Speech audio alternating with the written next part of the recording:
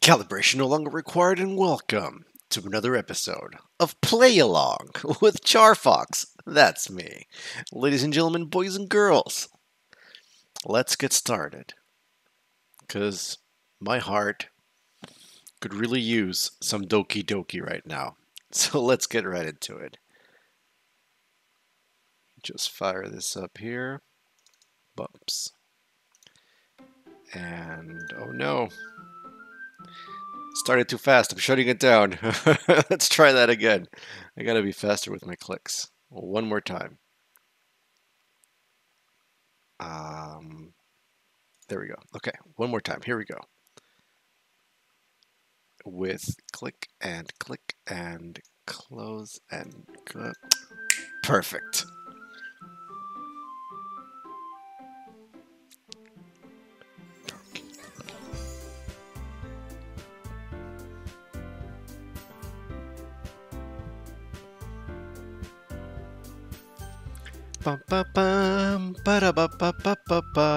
Alright, so previously in Doki Doki, what was I doing? I don't even... Okay, I got it. Alright, so we have decided that our love belongs to... what was her name? It's not Yuri. Yuri is the long-haired one. It's not Monica. She's the president. Our childhood friend, I'm confusing between either Sayori or Natsuki, or Natsuki.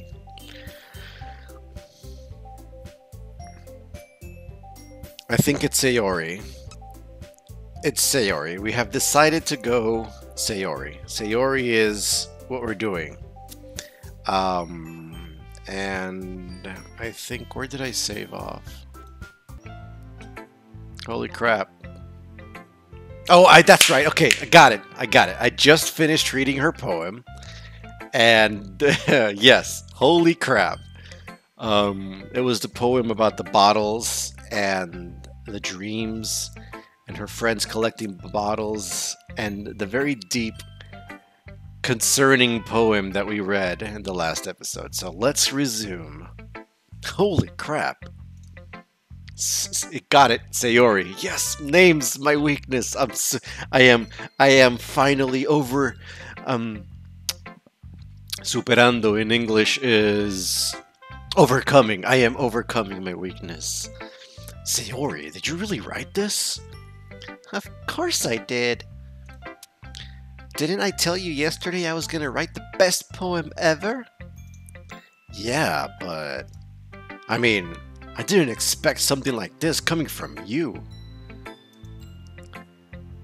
Monica taught me a whole lot, and I've been really in touch with my feelings recently.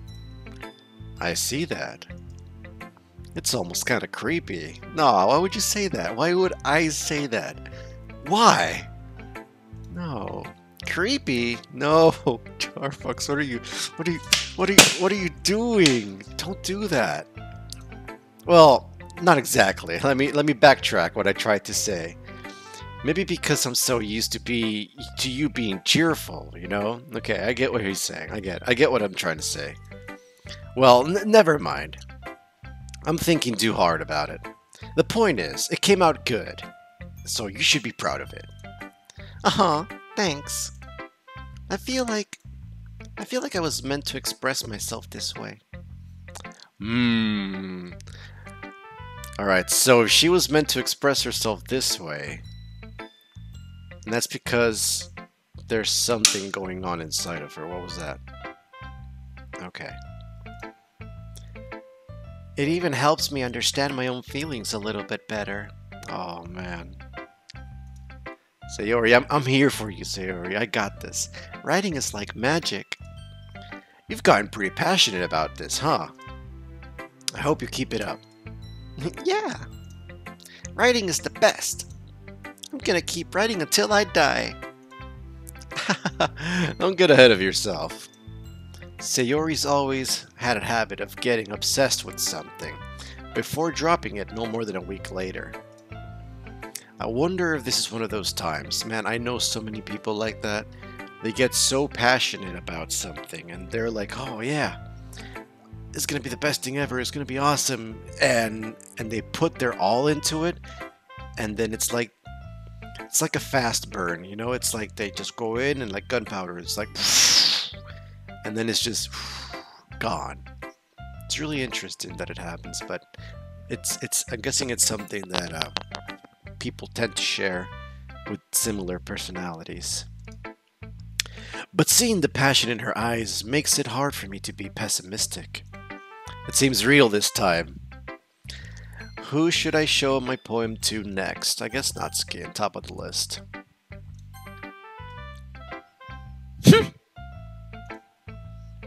Well, it's not really any worse than your last one. But I can't really say it's any better either. Huh? What? Well, anything that isn't a train wreck, I'll take as a win. And I get the feeling you're probably the most critical. Hey, what makes you... Oh, it's a thought. Wait, maybe that's a compliment. I'm glad to see someone recognizes my experience. Well then, keep practicing and maybe you'll be as good as me someday. That's, Something tells me Natsuki completely missed the point.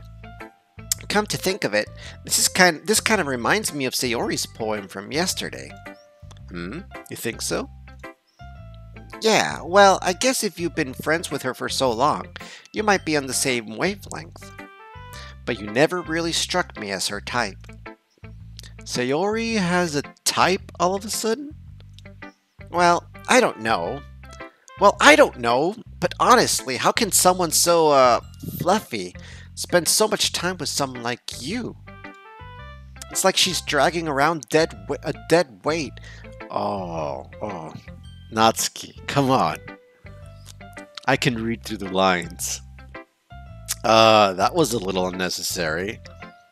But think of it this way. If it weren't for me, she'd probably just fly away, just like letting go of a balloon. Bye, Sayori. You could say we each take care of each other in our own way. Whatever it is, I don't get it. Oh, yeah. I guess I'm supposed to show you my poem. Here. I was gonna do something, but the joke has gone cold. I'm not gonna do it anymore.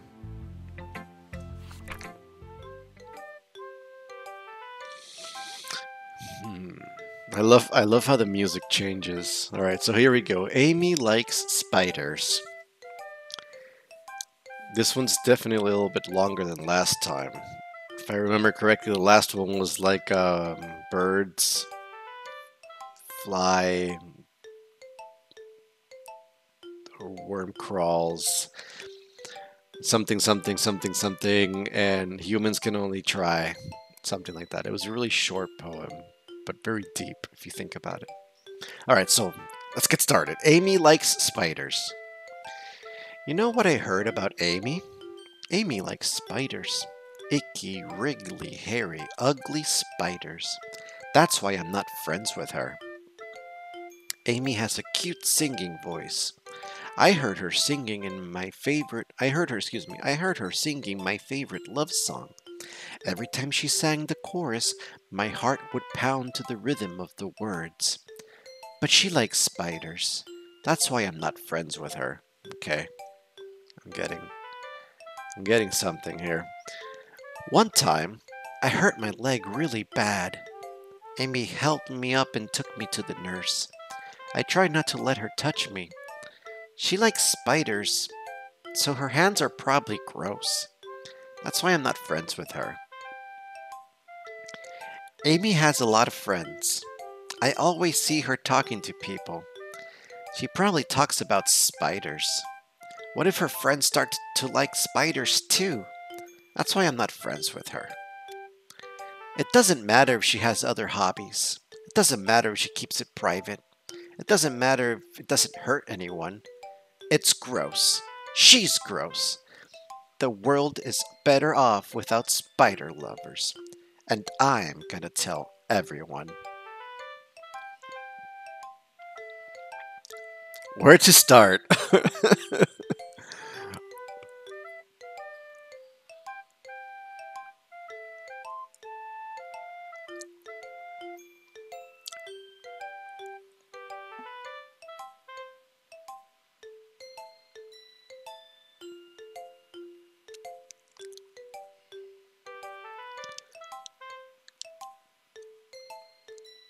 I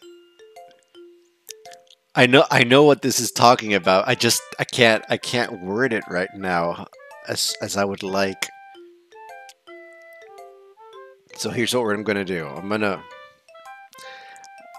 start just by breaking it down little by little, like we normally do. So here we go. This is a dangerous poem because it starts off with a rumor. It starts off with a rumor because she says here, you know what I heard about Amy? That she likes spiders. Icky, wriggly, hairy, ugly spiders. That's why I'm not friends with her.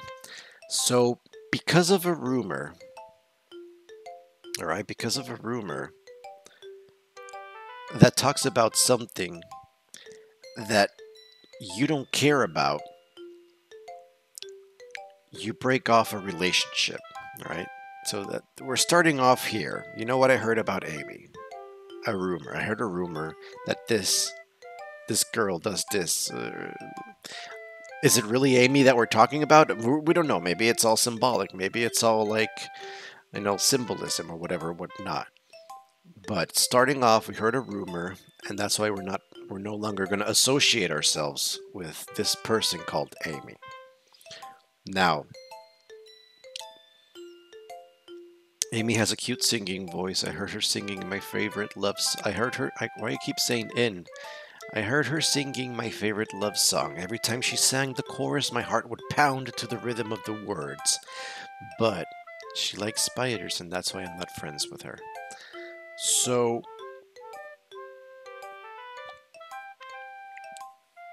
this Amy person has this very strong, and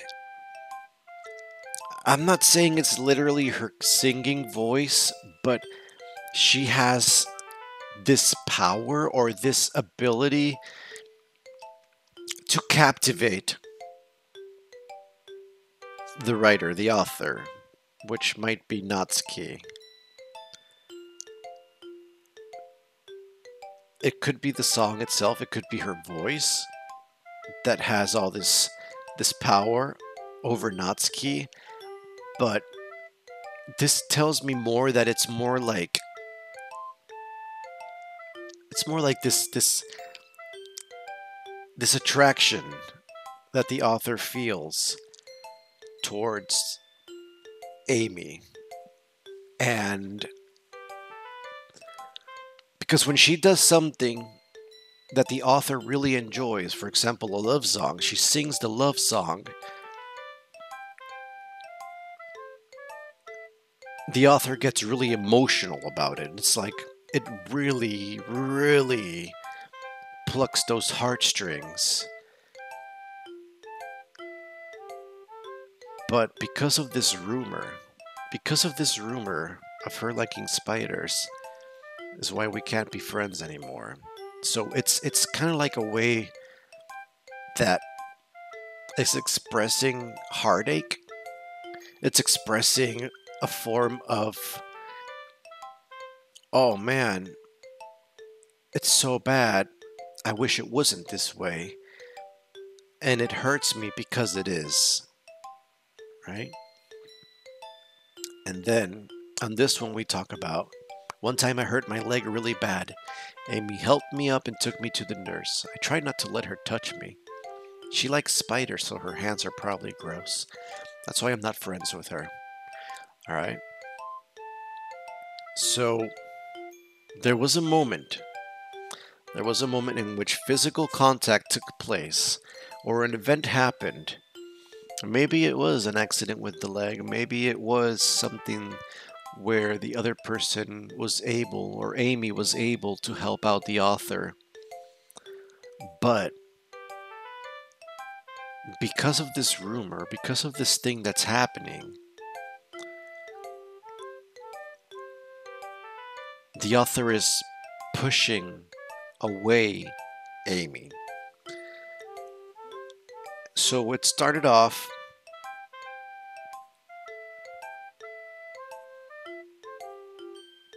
Okay, so it started off. The rumor got planted, or it got heard. Heart pain because of the fact that there was this attraction, there was this powerful pull, this powerful. The word I'm looking for is, I don't want to say attraction, but this. I guess attraction is the best way to say it. This strong attraction was there, but it became ruined because of this rumor. And when an event happened in which Amy reached out to the author, in a way, the author kind of like pushed her away and kind of like shut her out. I don't want nothing to do with you. Don't come near me. Don't touch me, or whatever the case may be. And Amy, by this point, is becoming shunned. All right. Now, the author, now looking from outside into Amy's world, sees that Amy's life goes on, that she's kind of like, moving on, talking to people, making more friendships, more connections. But that rumor is still lingering in there. She probably talks about spiders. What if her friends, what if all the people that she's talking to starts to like spiders too? And then it becomes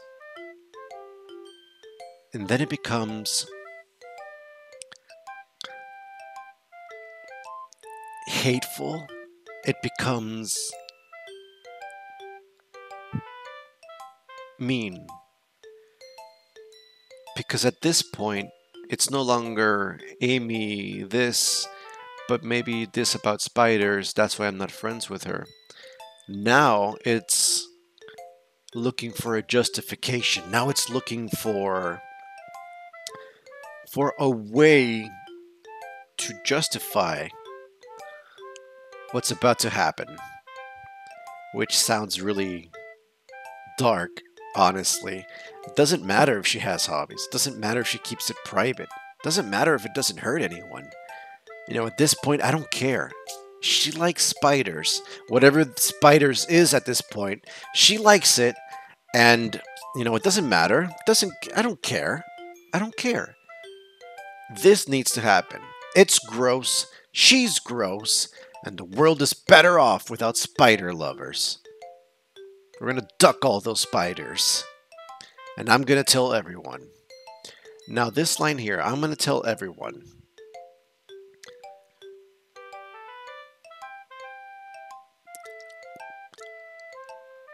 I don't know how to take that line right there. I'm going to tell everyone. It's no longer, rumor got spread. I had such, I guess, affection, or I had such attraction, or admiration, or I had such high regard for Amy, but because of this, doesn't matter. Hey, Amy came to me, tried to work something with me. I don't want nothing to do with you, you spider lover, you. And then from a distance, look at her, she has so many friends. I bet they're talking about those darn spiders. No more. No more. Doesn't matter if she has other things. Doesn't matter. Doesn't matter. It's gross. She's gross. And the world is better off without spider lovers. Now, the real question here Water spiders. What is the icky, yucky, hairy, wriggly, ugly, gross spider?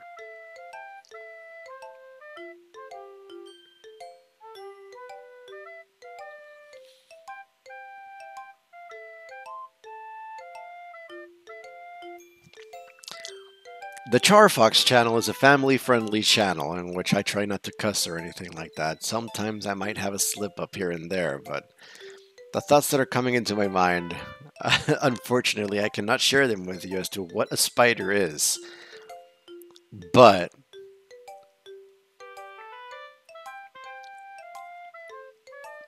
what's a spider? I honestly don't know how to express it to you in a G version. But because Amy likes spiders, and it's a rumor, it's not a stated fact or anything like that. It's just a rumor. You know what I heard about Amy? She likes the spiders. These spiders, man, they ruin lives. Alright. Got it. Oh, Natsuki. I hope you're not the author in this book, because I grew concerned about you. Not bad, right? It's quite a bit longer than yesterday's. Yesterday's was too short. I was just warming up. I hope you didn't think that was the best I could do. No, of course not. Who's Amy? And what are spiders? Anyway, the message is pretty straightforward in this poem.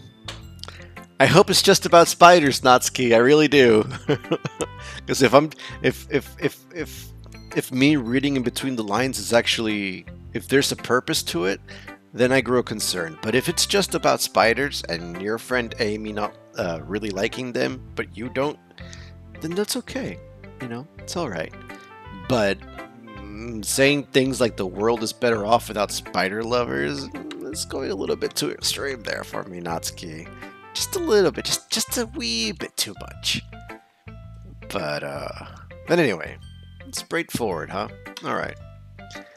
I doubt I have to explain it. I really wish you would, but I'm probably gonna, you know, put my airs of flattery and say, no, I got it.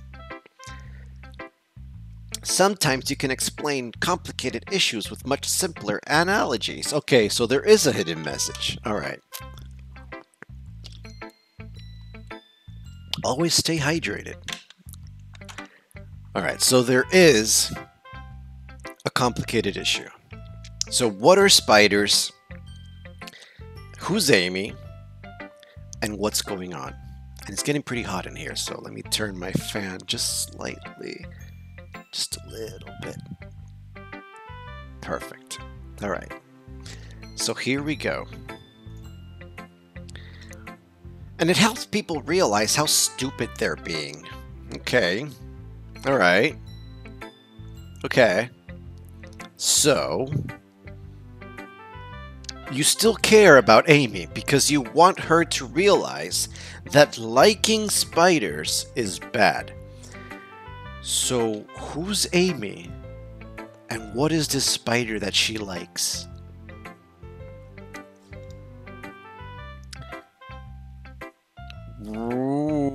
Okay. Okay, now we're getting somewhere. Like, anyone would agree that the subject of this poem is an ignorant jerk. Alright, so see, in English, you don't have gender-based words except for he, she, you know. But in Spanish, all our sentences are constructed. Even the words themselves, they have the feminine version and the masculine version. Except for, you know, concentrated nouns as to what they are. But the article that goes with that noun is actually identifiable by a gender. So, it's interestingly enough that we don't know if she's talking right now of a boy or a girl, right? Like anyone would agree that the subject of this poem is an ignorant jerk. So that can be for both boy, girl, you know, it applies to everyone at this point. Smooth.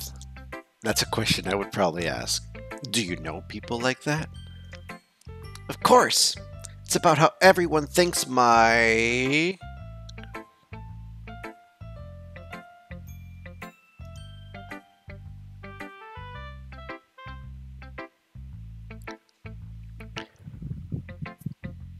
Maybe. Doesn't matter. It can be about anything. Of course, it's about how everyone... Oh man, I wish I could go back. Yes, I can. History. What was the last thing? Of course, it's about how everyone thinks my... Your what?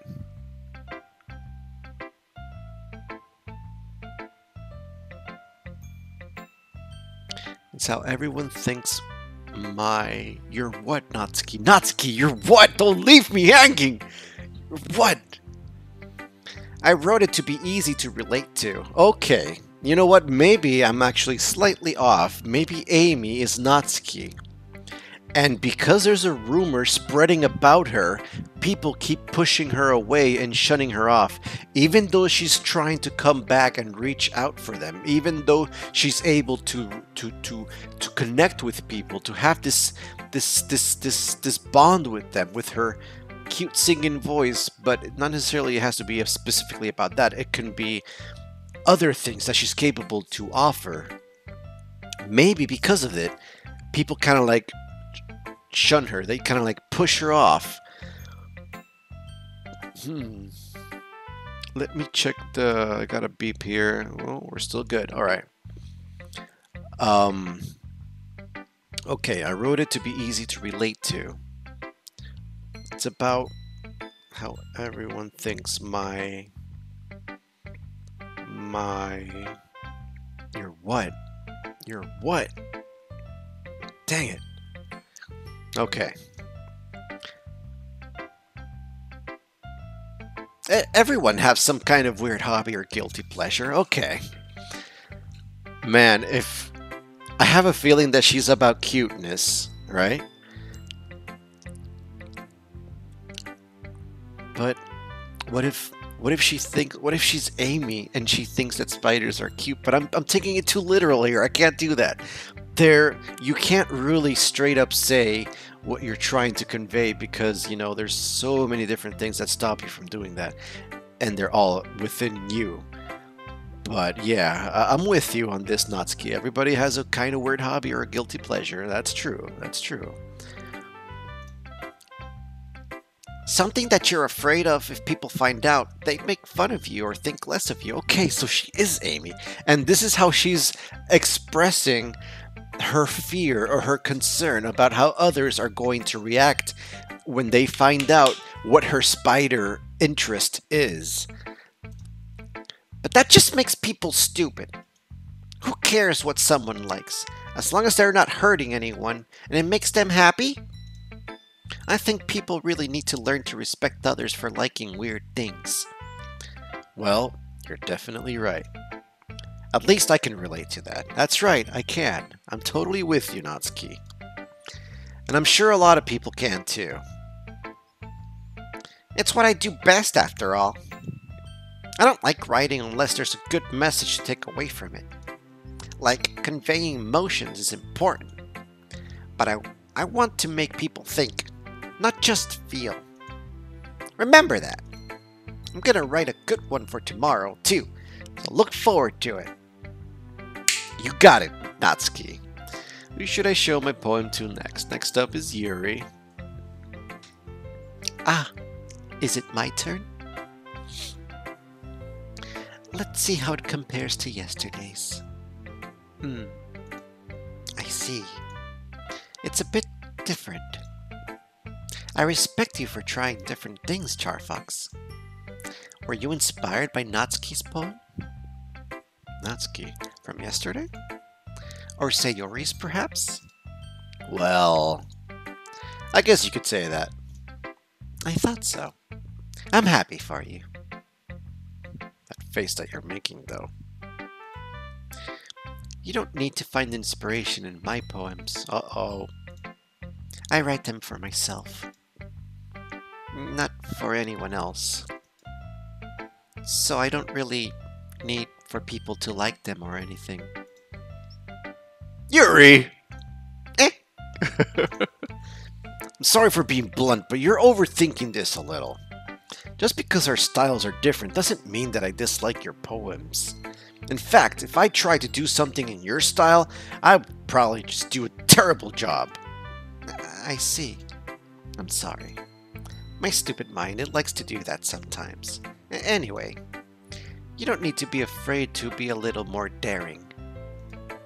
Metaphors can go a long way. It can go either way if you think about it. Don't think like you need to work your brain like turning a bunch of gears. Don't feel like you need to work your brain like turning a bunch of gears. Oh, sorry. I'll see. Try letting your mind wander through your feelings and write down the things you see and hear. That's one way to truly enable your reader to see into your mind. It's a very intimate exercise. I see.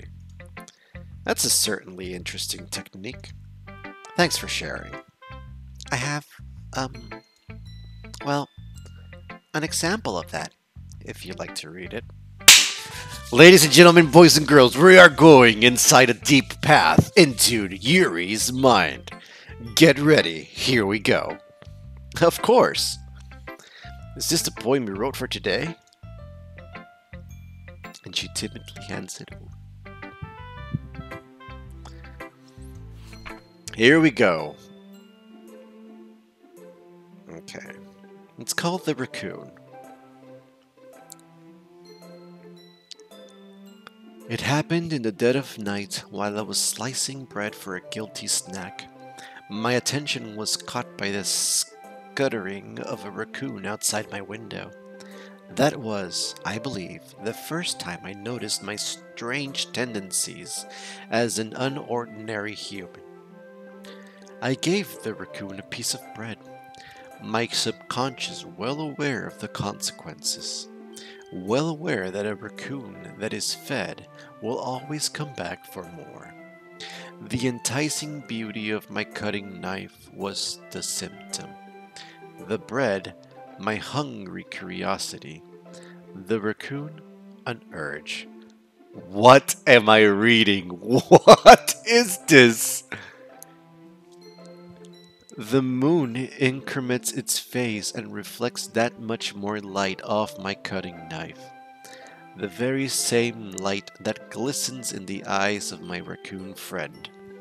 I slice the bread fresh and soft. The raccoon becomes excited. Or perhaps I'm merely projecting my emotions onto the newly satisfied animal. The raccoon has taken to following me. You could say that we've gotten quite used to each other. The raccoon becomes hungry more and more frequently, so my bread is always handy. Every time I brandish my cutting knife, the raccoon shows me his excitement.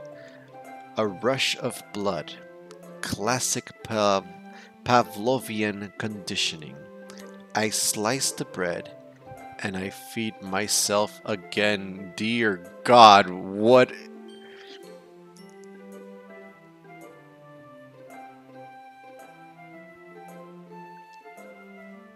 Okay.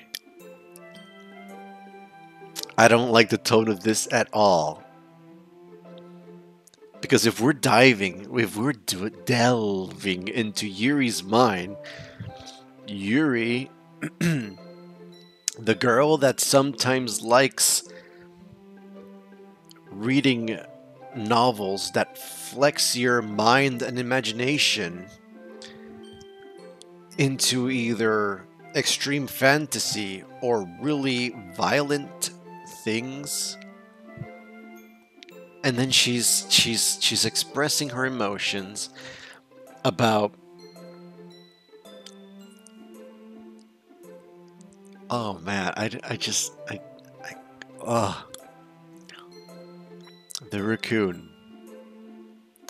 The raccoon. For a moment there, the first impression I got was that she was gonna, kill the raccoon out of curiosity. But the raccoon is taking a different symbol here. The raccoon is actually her temptation. The raccoon in the middle of the night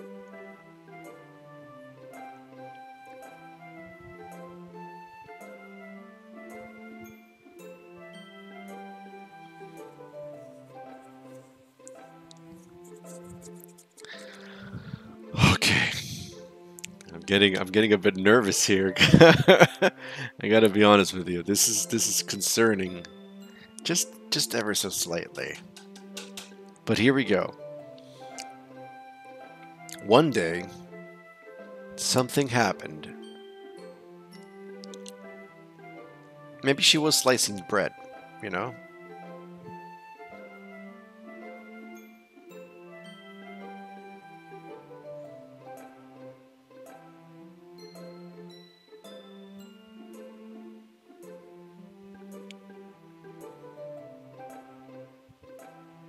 Yeah, the knife was the symptom, the bread her curiosity, and the bacon, sorry, the raccoon, the urge. Bread, slicing bread. What were you slicing really, if you think about it?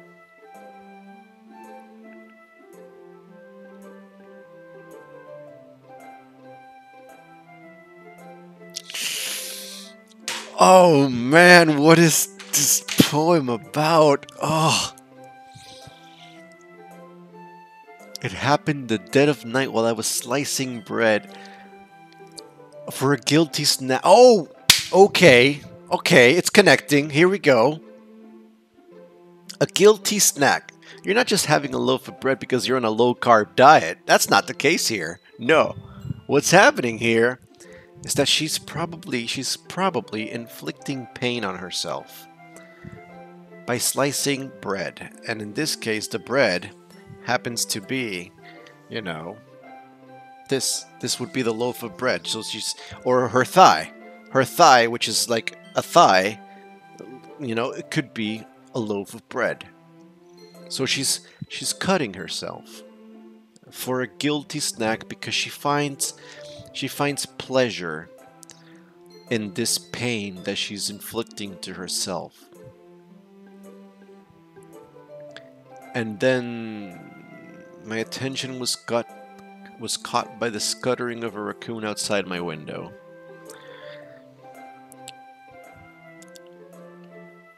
That was, I believe, the first time I noticed my strange tendencies as an unordinary human. So she's cutting herself, and she feels that she's, it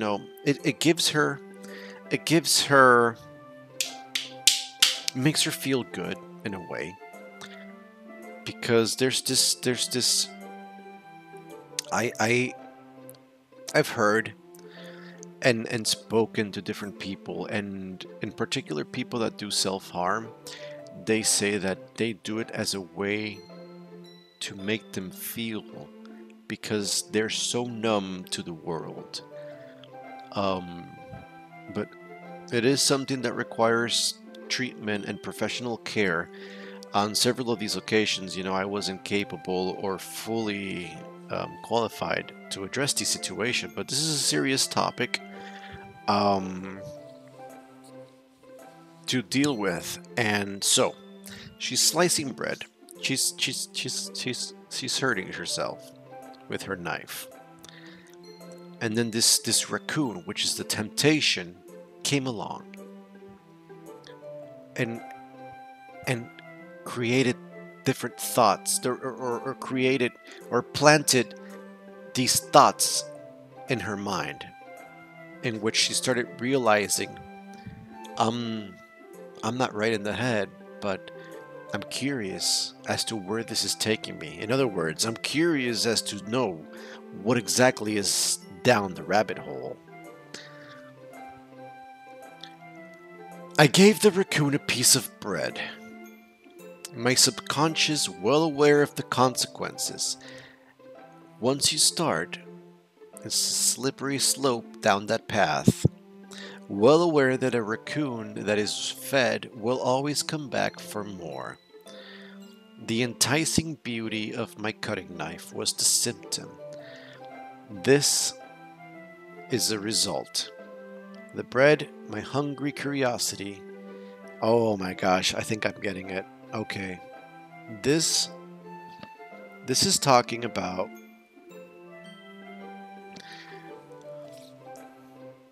gosh, this is so dark.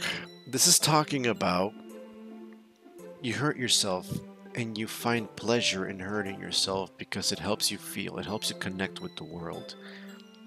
So you feel curious as to allowing other people to experience that. That becomes your curious bread. Your bread has already been sliced. Now you seek out other breads to slice. The moon increments its face and reflects that much more light off of my cutting knife. The very same light that glistens in the eye of my raccoon friend. I slice the bread fresh and soft. The raccoon becomes excited. Oh man.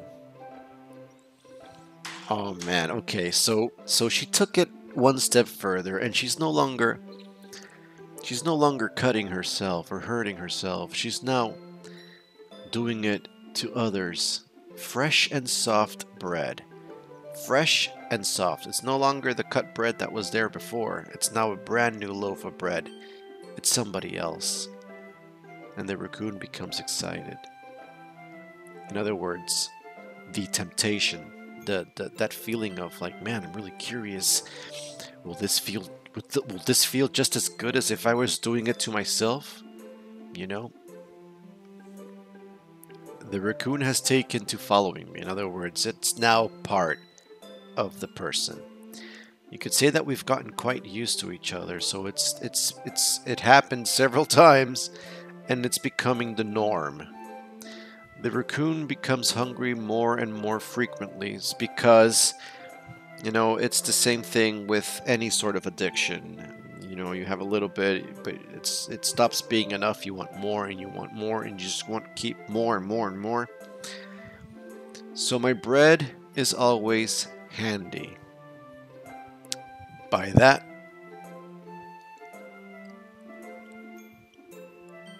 oh man. So my bread is always handy. What bread are we talking about? Does she kidnap people? Does she like keep them in the basement? Because her bread is always handy. Every time I brandish my cutting knife, the raccoon shows me its excitement, a rush of blood. Classic Pavlovian conditioning. By the way, if you don't know who Pavlov is he was, I believe, a psychologist that was able. His most famous experiment that made him known in history is the called Pavlov's bell, in which he would train a dog by ringing a bell and then feeding him a treat, and then ringing a bell and then feeding him a treat, and then the dog eventually got so used to that eventually when you ring the bell, the dog automatically expects the treat. And his body, his whole brain, his whole system becomes ready for it, and he starts salivating, and he starts becoming, you know, he starts anticipating the moment where he's going to receive the treat, and that's called the Pavlov's bell, because when they would ring the bell, the dog would start salivating because he was expecting the treat. He's like, it's going to be so good. It starts salivating. So this has happened here. We're slicing that fresh new bread. The raccoon is excitement. Or perhaps it's me, you know, projecting. Where was it? The raccoon becomes so hungry. My bread is always handy. Russian love.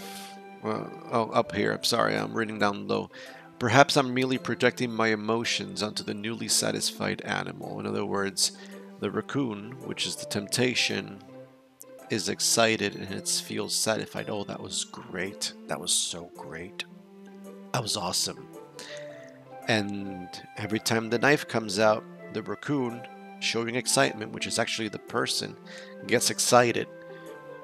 And I slice the bread, and she's no longer feeding the raccoon. She's now feeding herself. In other words, she's feeding her temptation. She's feeding her raccoon that's symbolically inside of her. The raccoon, which is like symbolic to like a critter in the night, always shrouded in darkness, hiding away. Well, the raccoon and her are now together, and no more anything holding her back from doing whatever her temptations urge her to do. In other words, a sociopath, or somebody who's psychotic in a way, who has no regard for consequence and just follows through with whatever emotions or urges are bubbling inside of the person. This is serious, very serious. Yuri, I'm gonna introduce you to some people that I know.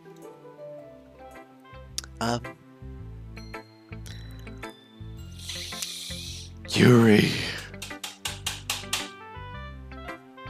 I don't know what to take from this, but this is really dark. I was a little more daring with this one than yesterday's. I can see that. It's a lot more metaphorical. I don't know if it's my fault, but I can't begin to imagine what this poem is about. What are you talking about? I just told you what this poem is! That's right. It's a bit closer to my preferred writing style. Using the poem as a canvas to express vivid imagery and conveying emotions through them. Yeah, if I take it at face value, then I can't even figure out what it's supposed to mean. That's the beauty of it. If anybody were to read it and just literally take it for what it is, they would think of her feeding a raccoon in the middle of the night. And every time she's gonna feed the raccoon, she gets excited. And in the end, it's like, I feed the raccoon, I feed myself. I feed the raccoon. One for me, one for you, one for me. But it's much more deeper than that. It's actually quite concerning. Well, I think it's something that different people can relate to in their own way.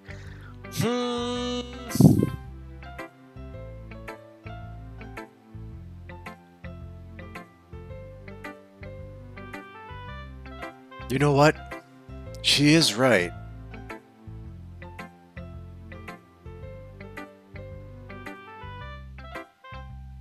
She is right.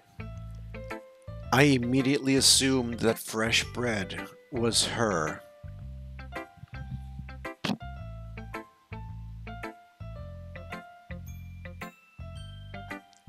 But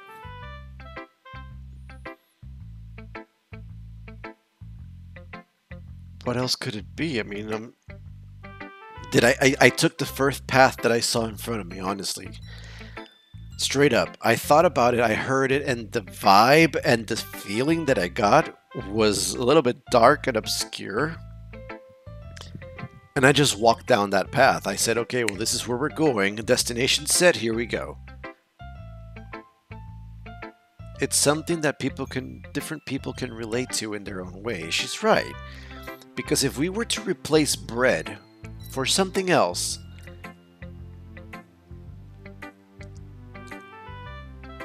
guilty snacks, something that you know you shouldn't do, but you just do it in secret because it's just really good.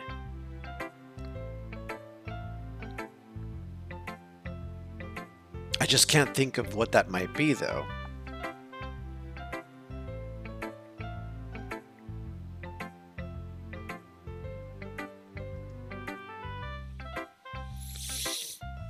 She's right.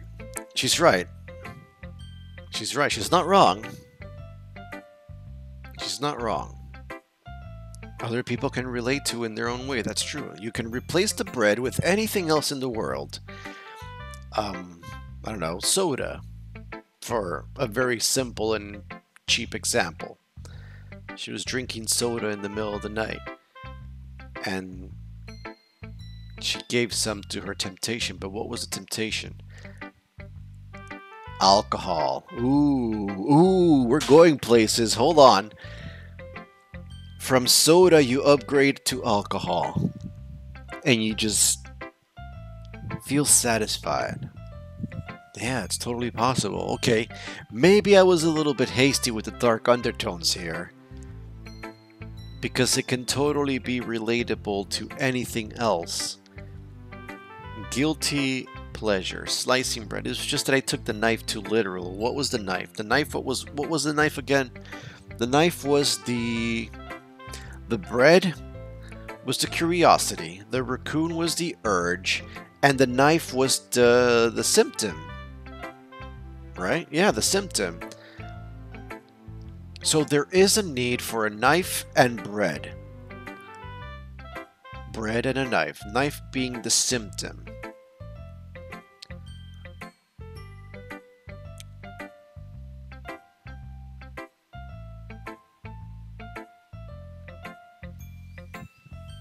But what is the symptom of drinking soda? I guess the glass. If you replace bread... No, but you can't replace the bread. You can't replace bread. You have to symbolically use knife, bread, and raccoon. If you want to interpret it into something else, I can't come in and say, okay, well, knife is no longer knife. Knife is glass. And so it's a glass of bread and a raccoon. I can't do that. I have to keep all the symbols the same. So, symbol for the symptom of the knife, symbol for the curiosity of bread, and symbol for the urge of the raccoon. Change the characters, change the roles, keep the symbols. What do I get? I get the symptom of a knife, curiosity of a bread, urge of the raccoon. Now, what am I replacing that is not what I talked about? I'm going to replace it with bread, knife, bread, knife. Knife cuts bread. Bread, knife cuts bread.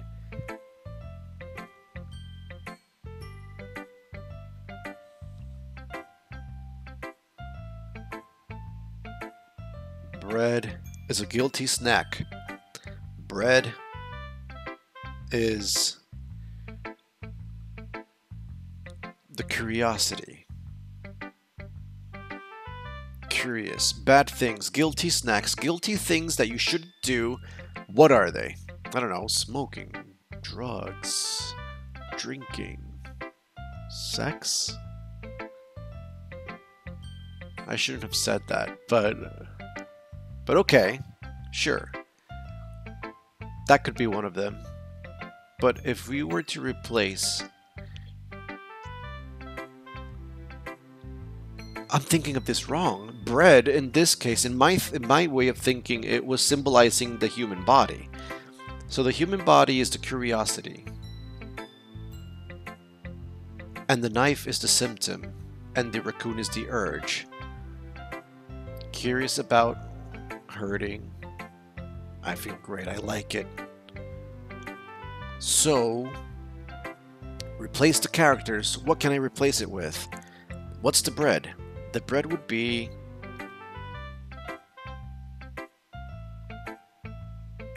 I can't come up with anything. That's why I walked down this path. I can't think of another way to take this.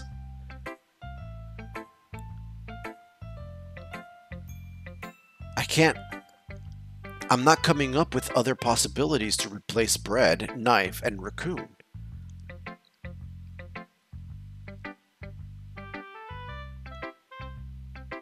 I don't know, Yuri. What's other wake people can relate it to?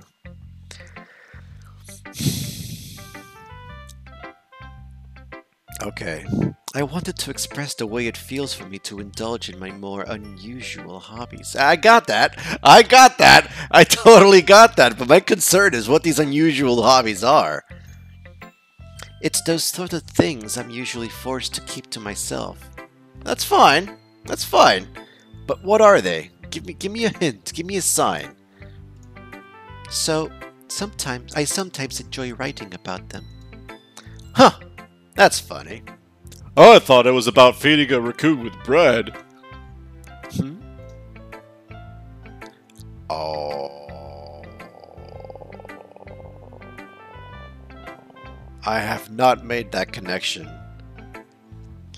Didn't Natsuki also write something about that? About someone being ridiculed for a strange interest? Oh man, I have not made that connection. That's not spiders. I just can't know. I don't know. Ugh. About someone being ridiculed for a strange interest? Yeah, she did actually. I got lost with the knife and the raccoon, but Natsuki wrote something about that. Good job, me. Good job. Eh? Her face looks somewhat displeased. She did? Yeah. She was talking about how it doesn't matter what you're into as long as you're not hurting anybody. Oh boy. As long as you're not hurting anybody, as long as that fresh bread is not what I think it is. She's right. I mean, does she really feel that way? Yeah. Sounds like you two have that in common. That's interesting. To me, she seemed like the kind of person who would make fun of my hobbies. But I suppose that's my fault for judging, isn't it?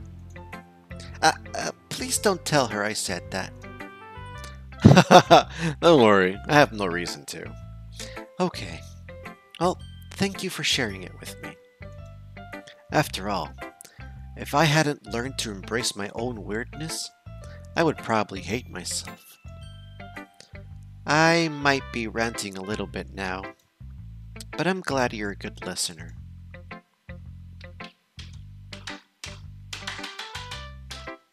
Okay, let's check time really quick. 58 minutes. Yeah, we can do Monica. Let's finish the day. Let's finish the day. Here we go. Monica, what you got for me? What you got for me, Monica? How was Monica's voice? Hi again, CharFox. How's the writing going? All right, I guess. I'll take that. As long as it's not going bad. I'm happy that you're applying yourself. Maybe soon you'll come up with a masterpiece. I wouldn't count on that. You never know. Want to share what you wrote for today? Sure. Here you go. I give my poem to Monica. Alright! It's pretty good. It makes me think of Sayori, like the other one you wrote. Oh, this girl is good! She knows what my intention is. You two are like the dynamic duo. That's kind of exaggerating it. Yeah, probably. But you do spend a lot of time with her even in this club, don't you? Then again, I don't blame you for being a little shy. I'm not shy, it's just... just teasing. I know it takes a bit of time to make friends with everyone, but Yuri and Natsuki are super interesting people, so don't be afraid to give them their share of time. And you can talk to me every now and then too. I'm not, like, unapproachable or anything, am I? Yeah, Monica, you're like top tier class. You know, nobody can approach you without a proper good reason. No, it's nothing like that. I'm just still getting used to being here, that's all. Yeah. I'm sorry if I was putting pressure on you or something. I really didn't mean it like that. Don't worry. I get what you're saying. Well, alright. But anyway, And these girl voices are taking a toll on me. Hold on a second.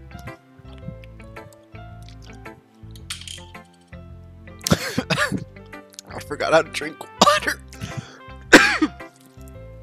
What just happened? I don't know.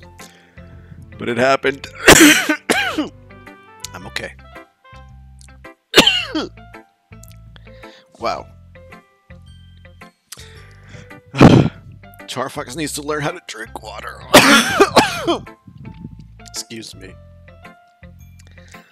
That was a bad idea. But anyway, you want to read my poem? No. I'm okay. I'm okay. Yeah. Let me see your poem. I like the way the used one turned out. So I hope you do too. Alright, let's take a look.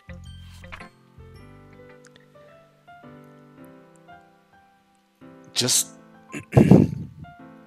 looking at the title. Okay, here we go. Save me. I'm sorry, excuse me one second. I'm gonna stop your suffering for a moment.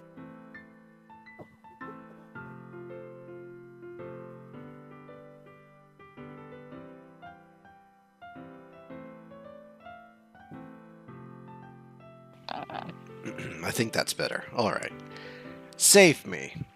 The colors, they won't stop. Bright, beautiful colors. Flashing, expanding, piercing. Red, green, blue. An endless cacophony of meaningless noise. The noise, it won't stop. Violent, gravitating waveforms. Squeaking, screeching, piercing. Sine, cosine, tangent. Like playing a chalkboard on a turntable. Like playing a vinyl on a pizza crust. An endless poem of meaningless. Load me.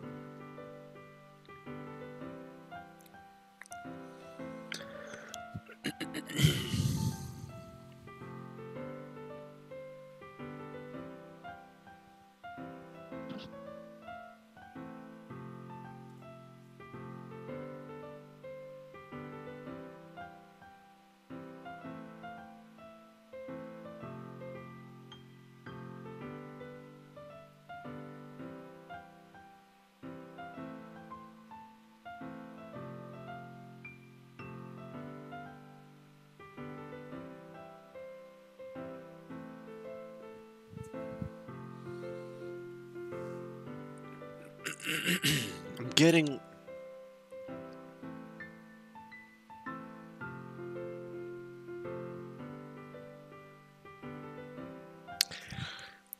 Man, this poem, it's concerning in a way that makes me that makes me like try to see what the message is, but I can read what it is.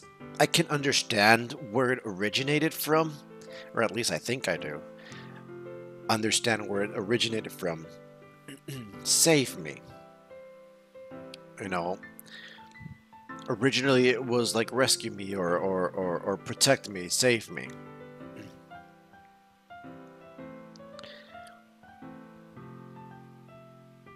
But then there's this one down here, which is load me. Now, immediately, my original thoughts of save me was the rescues, you know, protection, get you out of your current situation. But then this one completely changed it into something of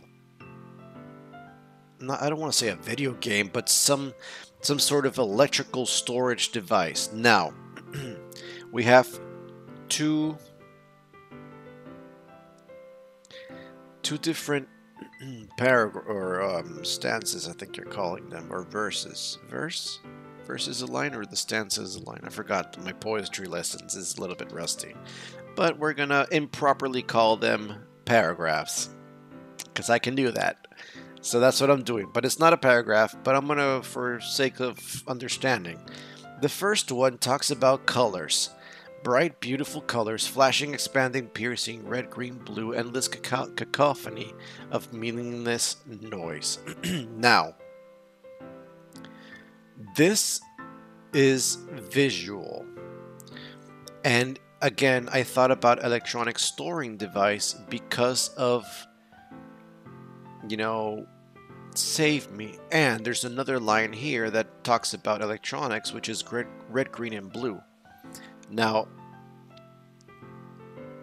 if you're not familiar with old-fashioned televisions, or actually new ones too, no, projection televisions, they use 3 lamps to generate white light, which is red, green, and blue, also known as RGB, which is a signal type to transmit visual information. Now, the colors, they won't stop. Bright and beautiful colors. So you have a screen. That has flashing, expanding, and piercing colors. Now, again, if you have not seen an RGB TV or a projection TV, when it's unsynchronized and you have a static screen, it's like a rainbow explosion of colors. In particular, the ones that stand out the most are the red, green, and blue. An endless cacophony of meaningless noise. In this case, it would be the static image of white noise. Alright?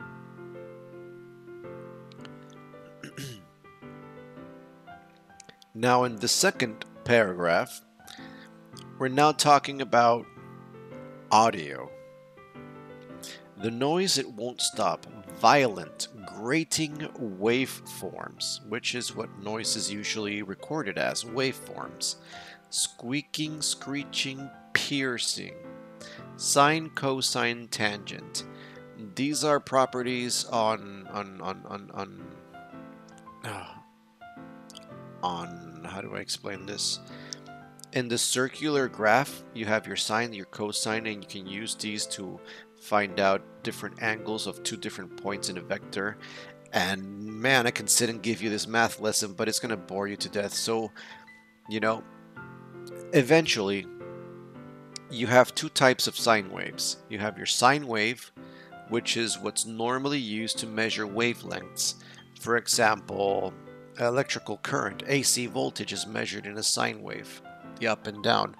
Cosine is similar, but it just changes a different parameter. And tangent is usually the path connection between the two, not the two sine and cosine, but it is the result of both operations that will give you the, oh man, how do I explain this? The tangent is basically the point in the graph in which you can draw the straight line, and from that whatever, I'm getting off point. It has to do with sine waves, not sine wave, with wavelengths, with ways to identify a graph. It's talking about a graph. You have your sine wave, you have your cosine, and then you have your tangent, which is the one that I wish I could explain this to you in simple terms, but the tangent is the point in the graph in which you can draw a straight line from that angle of on the it's not the vertex, it's the man, my college days are not coming back to me. I'll think about this while I keep talking, but anyway. Like playing a chalkboard on a turntable. That sounds really uncomfortable. Like playing a vinyl on a pizza crust.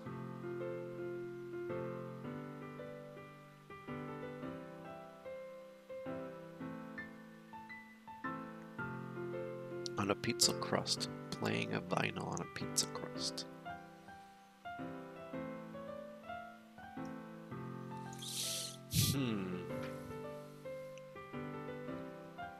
Okay, so I'm sorry, I got lost in thought there for a second. So we have two paragraphs, all right, that have to do one with audio, I mean visual, and one with audio visual. So save,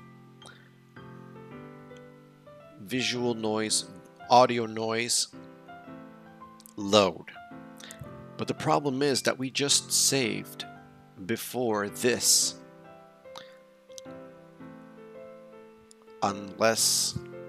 Unless that's just the title of the poem, Save Me.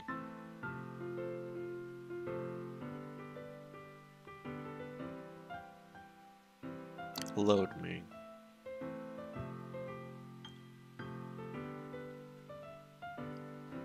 Okay, so if we take out the title, we just left with the colors. So it's happening.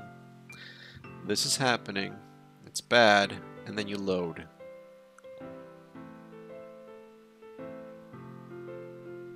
An endless poem of meaningless. Of meaningless what?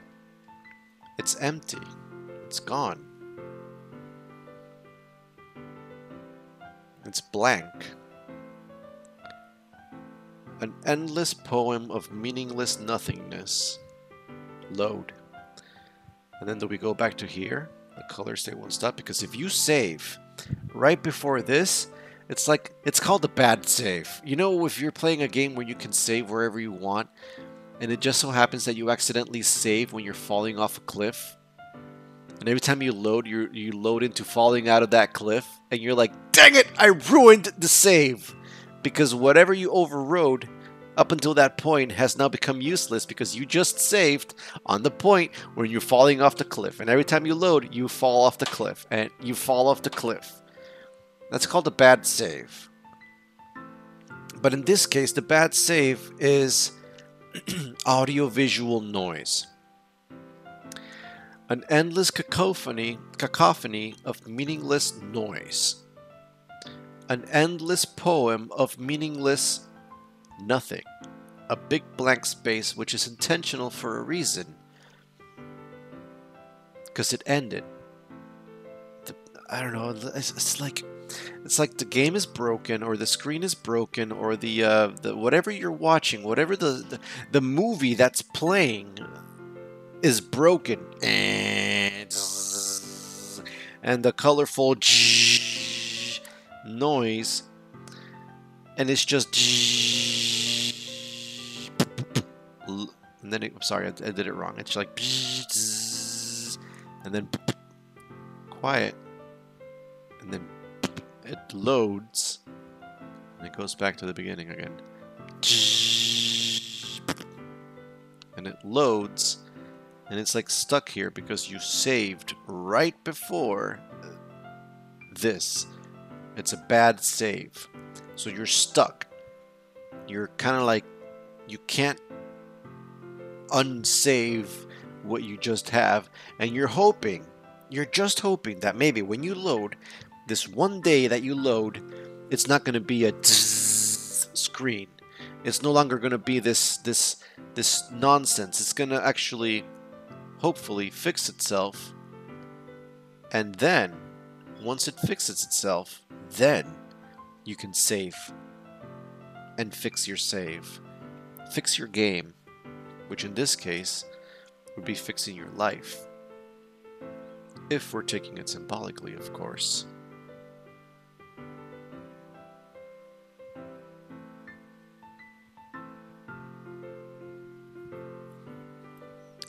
Monica's the one that also had that weird poem about looking through the hole, right? That was Monica's poem, right?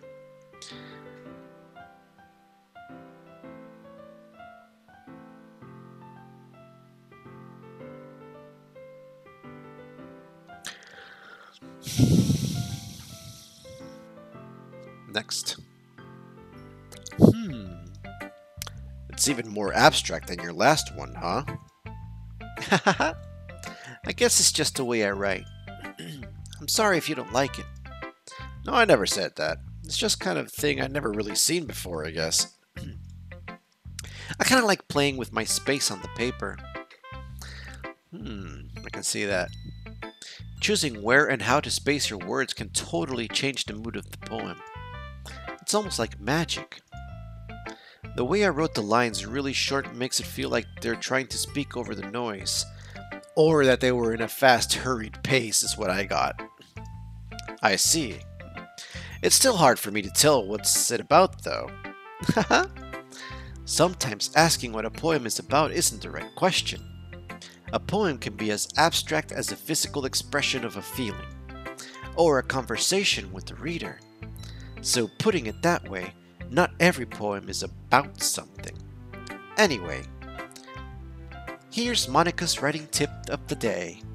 Sometimes you will find yourself facing a difficult decision. When that happens, don't forget to save your game. I just talked about this, Monica. I can see where you're coming from. Because if you save once the decision is made, if you save once you jumped and you're in the air, if you save once the choice has been done, and it ends up being bad, it becomes a bad save. So I get it. I'm with you on this. I got that. I got that from your poem. I'm with you on this, Monica. You never know when you might change your mind. Okay, is she breaking the fourth wall with me here? Is this what's going on? You got it, Monica. That's why I have several quick plays. Or when something unexpected. You know what, guys? I'm saving. I'm saving. I'm playing it safe here. I'm saving. Or when something unexpected may happen. Wait, is this tip even about writing? What am I even talking about? That's my advice for today. Thanks for listening. Okay, everyone. This is a good stopping point. I'm going to leave it up to here. I'm actually going to save right here. Overwrite Monica. Yeah, because we're still good. No choices have been made. I haven't jumped off the cliff. We're okay. Got it. So with that being said, I'm going to go ahead and leave it here. And that's it. So thank you so much for joining me for another play along with me. I greatly appreciate your support and everything that you do. And I'm pumping out videos. It's finally coming all together, so expect more and better things down the line.